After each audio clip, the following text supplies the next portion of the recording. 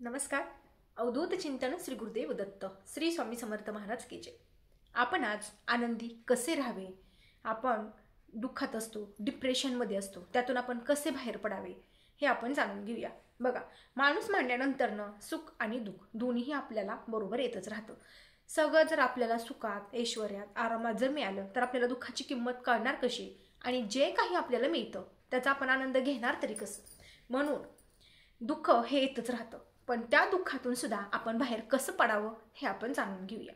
बघा, एखादा व्यक्ती आपल्याला आपली काही चुकी नसताना जर आपल्याला रागाने बोलला, घरातली व्यक्ती असू द्या किंवा बाहेरली व्यक्ती असू द्या, तर त्या व्यक्तीचं त्या बोलण्याचा आपण जास्त विचार करत बसायचा नाही.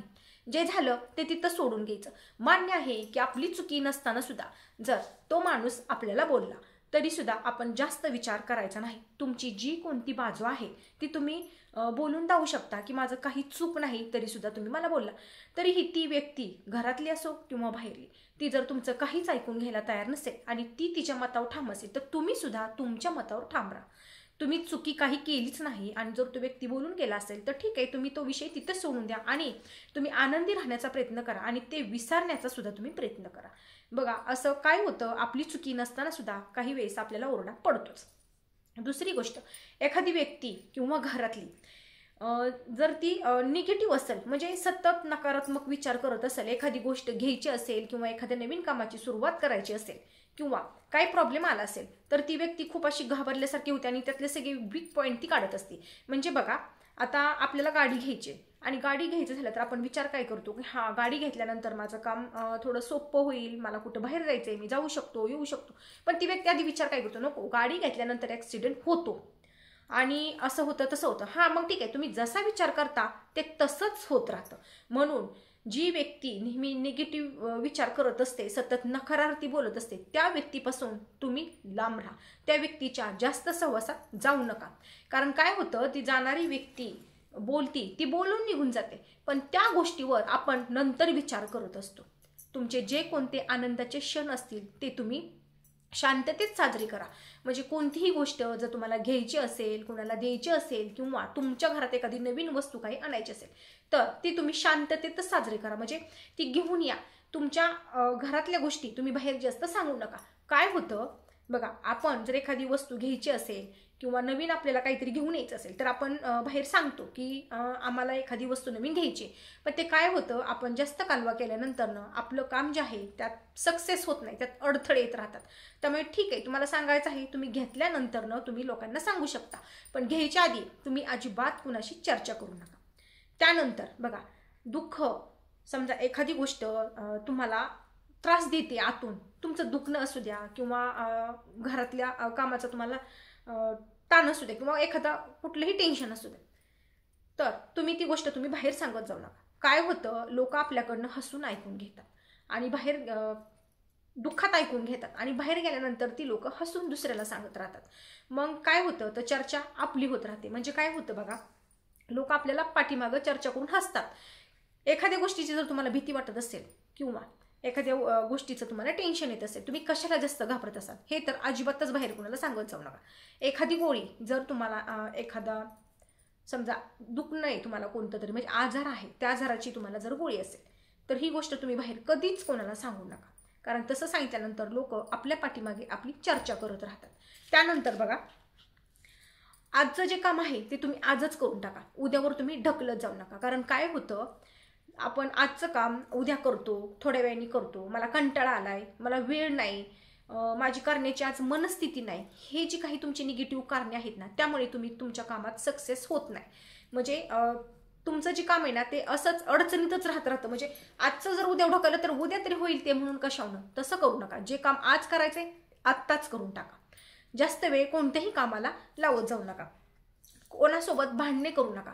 बघा, काय होतं, चुकी नसताना जर एखादी व्यक्ती आपल्याबरोबर भांडण केलं, शेजारी असो, नातेवाईक असो किंवा घरातले असो, चुकी नसताना जर ती व्यक्ती तुमच्याशी भांडून केली असेल तर त्या गोष्टीचा तुम्ही जास्त विचार करत जाऊ नका. काय होतं, आपण जर जास्त त्याच गोष्टीचा जर विचार केला तर त्याचा परिणाम आपल्या शरीरावर होत असतो आणि मग आपल्यालाच आजारी पडतो आपण. त्यामुळे जास्त कशाचा ताण घेत जाऊ नका आणि फ्रीमध्ये राहत. म्हणजे कसं बघा, एखाद्या गोष्टीचा आपण माणूस आहे, कोण बोलल्यानंतरनं काही वाईट बातमी आपल्याला कानावर आल्यानंतर आपण जरा दुःखी होतो, आपल्याला टेन्शन येतं. पण जास्त कोणत्याच गोष्टीचा जास्त विचार करू नका, कारण त्याचा परिणाम आपल्या शरीरावरती होत असतो. बघा, नेहमी हसत राहा आणि आनंदी राहा. आणि विचार जे आहे ते नेहमी तुम्ही पॉझिटिव्ह करत राहा, सकारात्मक विचार नेहमी करत राहा. आणि तशा व्यक्तीच्या सहवासातच तुम्ही पण म्हणजे तुमचा सहवास आहे तशा व्यक्तींसोबत तुम्ही घालवायचं. बघा, आता घरातली एखादी व्यक्ती, आता आपल्या घरात बघा, जर 4 माणसं असतील तर त्यातली 2 निगेटिव्ह असतात आणि 2 पॉझिटिव्ह असतात. तर मग तुम्ही काय करायचं, जे लोक सतत निगेटिव्ह बोलत राहतात तुम्ही त्यांच्याशी पॉझिटिव्ह बोलण्याचा प्रयत्न करत जा. तुम्ही जर त्यांच्यासारखं जर बोलत गेला तर तुम्ही सुद्धा एक दिवस नक्कीच निगेटिव्ह होणार. म्हणजे बघा, प्रत्येक गोष्टीत आपल्याला समजा आता एखादा दागिना खरेदी करायचा, दागिना खरेदी करायचं झाल्यानंतर ना तुम्ही असाच विचार करणार का आधी की नाही, आता मी दागिना घेतला, माझा कोणी पळवून नेला किंवा तो चोरीला गेला किंवा कुठे हरवला तर काय करणार. पण तुम्ही असा काय विचार करत नाही, समजा मी घेतला, मला आवड आहे, मी घालणार आहे आणि मला तो आवडतो, असा विचार करा तुम्ही. म्हणजे पॉझिटिव्ह राहा. पॉझिटिव्ह जर विचार केला तर समजा पॉझिटिव्ह होत राहतं. बघा, आता तुम्हाला दवाखान्यात जायचं आहे आणि तुम्हाला ताप आलाय. समजा तुम्ही जर असा विचार केला की काही नाही, कणकणी आहे, मी आता थोडा वेळ आराम करते, उठल्यानंतर मला फ्रेश वाटेल आणि मी परत नव्याने कामाला सुरुवात करते. पण तुम्ही जर आधीच असा विचार केला की मला आता खूप ताप येणार आहे आणि माझं हे काम काही होणार नाही आणि मी आता झोपणार आहे, मग ते तसंच होणार. तुम्ही जो विचार करता, तुम्ही तुमच्या मेंदूला जी चालना देता ते तसंच घडत राहतं. त्यामुळे नेहमी विचार करताना तुम्ही पॉझिटिव्ह विचार करत राहा, नेहमी पॉझिटिव्हच होत राहता. एखादी गोष्ट बऱ्याच दिवसापासून तुमची रखडलेली आहे, एखादं काम, पण त्या कामाविषयी तुम्ही असा विचार करा की माझं काम जे आहे ते आता लवकरच पूर्ण होणार आहे, मी खूप आनंदी आहे आणि माझं काम ते सक्सेस झालेलं आहे, असा विचार केला. बघा, लगेच नाही पण थोड्या दिवसात तुमचं ते काम तुम्ही जसं ठरवता ते तसंच होत राहतं. त्यामुळे तुमच्या मेंदूला नेहमी आनंदी ठेवा, म्हणजे नेहमी सकारात्मक बोलत जा आणि विचार सुद्धा नेहमी तसाच करत जा. तुम्ही जसा विचार करता तसा तुमच्या मेंदूपर्यंत पोहोचत राहतो. त्यामुळे विचार चांगला करा आणि नेहमी आनंदी राहा. चांगल्या माणसांच्या म्हणजे जे पॉझिटिव्ह विचार करणारे लोक आहेत त्यांच्या सहवासात तुम्ही जास्त वेळ घालवायचा. निगेटिव्ह विचार करणाऱ्या लोकांपासून एक हातभर तरी तुम्ही लांब राहा. छोट्या छोट्या गोष्टींचा राग येऊन देऊ जाऊ नका. बघा, थोडं जरी कोणी काय बोललं, एखाद्या व्यक्तीला पटकन राग येतो, तसं करत जाऊ नका. छोट्या छोट्या गोष्टींचा जास्त विचारही करत जाऊ नका आणि रागही मनावर लगेच घेऊ नका. नेहमी आनंदी राहा आणि विचारही तसाच करत जा. बघा, आपण आपल्या वास्तू तसंच बोलत जर राहिलो नेहमी पॉझिटिव्ह, तर वास्तू दिवसातून तथास्तू म्हणत असते. तर ना मग तुम्ही वाईट बोलला तर ते वाईटच होणार, तुम्ही जर पॉझिटिव्ह बोलला तर ते पॉझिटिव्ह होणार. म्हणजे नेहमी सकारात्मक बोलण्याचा विचार आपल्या शरीरावर होत असतो. भलं तुमचं काम सक्सेस झालं नाही तरी सुद्धा चालेल. बघा, जे होतं ते चांगल्यासाठी होतं. त्यामुळे विचार करताना नेहमी चांगला विचार करा, चांगल्या लोकांच्या सहवासात राहा. आणि विचार करण्याची एक पद्धत म्हणजे बघा, कोणतंही काम तुम्ही जर हाती घेतलं ना तर ते एकदम असं समजा तुम्ही किती सक्सेस झालेले, म्हणजे तुम्हाला तुमच्या कामात यश मिळाले असं तुम्ही विचार करा. बघा, एक दिवस असं विचार करून आपल्या शरीराला, आपल्या मनाला सवय लागून जाते की प्रत्येक गोष्टीत पॉझिटिव्ह म्हणजे बोलायचं आणि बघण्याचा दृष्टिकोन सुद्धा आपला तसंच ठेवायचा, एकदम पॉझिटिव्ह. एक दिवस असं येईल की तुम्ही जे ठरवले, तुम्ही कोणत्या तुमच्या इच्छा आहेत ना त्या लवकरच पूर्ण होतील.